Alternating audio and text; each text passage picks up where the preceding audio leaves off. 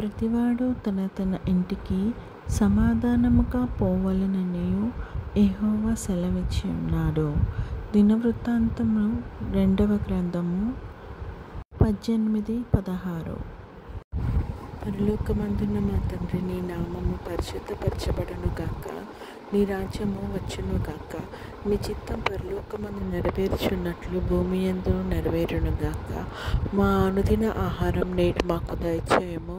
ఇతరులు మా ఎడల చేసిన అపరాధములను మేము క్షమించిన ప్రకారము మా అపరాధములను క్షమించుము. మమ్మల్ని శోధనలోకి తేక కీడు నుంచి తప్పించుము.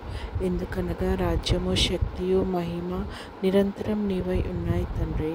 ఆమేన్. యెహోవా నిన్ను ఆశీర్వదించి నిన్ను కాపాడును గాక.